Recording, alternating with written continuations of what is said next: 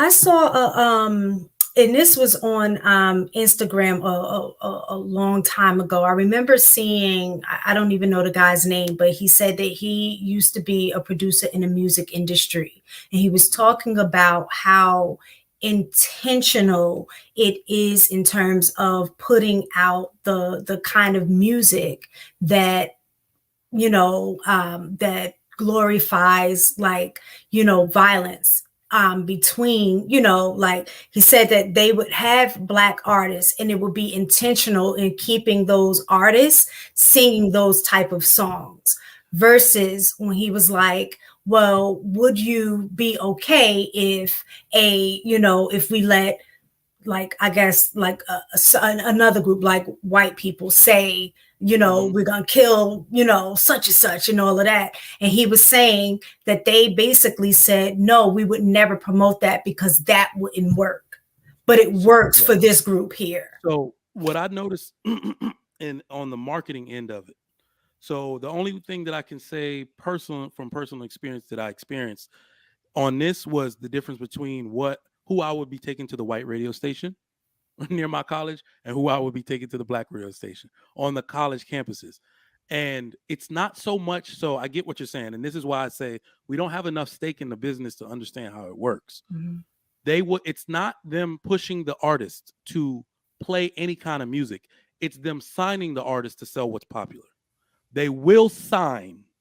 I can name, damn it, like Papoose, Murder Mook, all of these people got signed to Micro 360 deals, to like Def Jam in Atlanta when I was there, strictly because they were street rappers and Smack DVD was popular.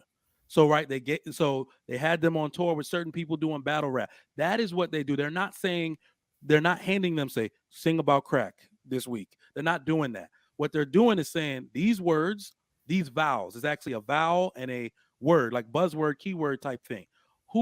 This is why most of the artists that they sign already have their first album done, because what they're really doing is buying that person's first album. That's what they did with 50 Cent.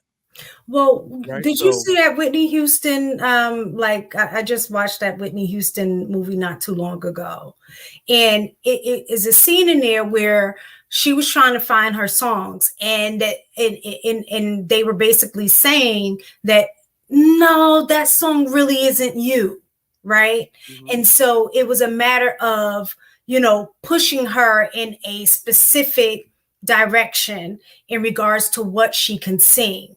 And it was, and basically she was saying, no, if it's good music, I can sing anything. I'm just not, a Black artist, so to speak. Yeah. I want to make music. And I think a lot of times that is what happened, is that, and it's not just with music, even with actors and actresses. Yeah. There are certain roles when we look back at it, that it was certain roles that people got pigeonholed into because it fit the right stereotype or something like that. You're absolutely right. My manager at the time, his name was Tim Glover. All right. And he was the one who put T-Pain on Jamie Foxx's Blame It on the Alcohol song, because the song without T-Pain was terrible.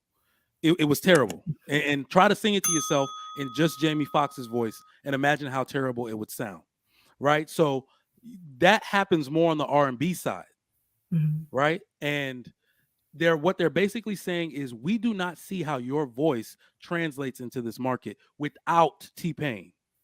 Right. And a lot of artists, basically, what they're really doing is they're jealous of somebody who just broke and has a record that's really upbeat, while that person has been singing a song that's 40 beats per minute slower, and they feel like they can do what that person do. Sometimes it does work. It actually fails most of the time. Those songs where you see somebody try to cross genres and you're like, what is this hot garbage? That's them trying to do what Whitney did. That probably happened with that I Want to Dance with Somebody song, right? Where she went to them and tried to negotiate, and they're like, no, people love your deep, sad ballads. And she's like, no, I'm going to do it. And it worked. It fails literally a majority of the time. I heard the original cut of Blame It on the Alcohol. It was terrible. Tim said, listen, this is upbeat. This is faster. This is like 92 beats per minute. You usually stay in 40 between 60. Let us put somebody who does songs this fast, and everybody's going to catch up on it. T-Pain laid the vocals down in like 2 nights. They did the next cut, and then the song came out #1 in the country, right? So yeah, they don't necessarily push the agenda in that way to say sing this, sing that. They're trying to protect their brand because they have to pay for these artists. They got to pay for the engineering. They got to pay for all of that. So again, it's always profit based, always. Okay, so back to love, because even in the comments, I saw somebody, well, I heard you guys say it was simp music. Isn't that kind of doing exactly what, you know, the media kind of does? Don't you guys do the same thing? You call it simp music. So I'm saying even in these spaces, they'd rather hear music that, like how we were saying, that degrade women. You know what I'm saying? That's disrespectful. And even women, we're doing it ourselves, degrading ourselves. And everybody's, I'm not going to say everyone, but I mean, looking at how that music sells, a whole lot of people enjoy that disrespect and that degradation of, you know, women in general, but specifically since we're talking about Black people, but Black women. And so my thing is that if you're calling it simp, to me, that means that that's not music that you even want to listen to, because you're, I guess, kind of comparing it to a simp being a bad thing, right? But you'll pay or listen to or jam to music that's being disrespectful. So it kind of speaks to what Trigger Mike is saying. That's what's selling. Or even let's think about these spaces real fast. The algorithm when it comes to these podcasts. If you say something like Black women and you say something, oh, everybody rushes because they want to bash the woman or they want to bash the man, you know. So it's not just limited to music. We see it on the internet. Well, do you remember when Keith Sweat's music started coming out and people called it, you know, Keith Sweat's begging, that begging music? Because so let me lick you up and down. Yeah. Well, but the reason, yes, Saida. That was the reason I used the word simp, because like that's the way the younger audience can understand what I'm talking about when we call it begging music. And it was just a word that I chose right there in that moment to get people to understand. And the shit was hot. Like, let's keep it real. But the listen, shit was hot now. He was Before the only that, it was artist. What other artists do you know that was associated with begging music except for him? That was his lane. Gerald Levert, no. Gerald Levert. Listen to some of Gerald Levert old stuff. Johnny Gill. Keith Sweat was the only artist that I can recall. That entire LSG group would, like, in their solo albums, has some begging music now. Boys to Men. How you gonna sing a song called "Unbended Knee"? Talking about there's another one. Music. Boys to Men was begging like shit. When you hear back when you heard an artist talking about begging, it was always Keith Sweat. The other artists, they weren't considered that. I mean, Keith Sweat found his lane. That was his lane that kind of set him apart from the other artists that was putting out similar music.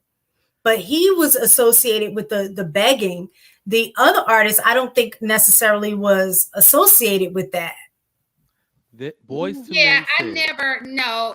So there's a reason, and we're going to talk about that next week. Some begging that may need to go on. Please, baby, please. That's looking. I submit to your demand. Are looking horrible out here. You understand? These upcoming 2023 stats look bad. We're going to talk about that next week, which kind of goes with the begging. But let's move on. Anybody else wanted to add on to the video, because we have another video to watch.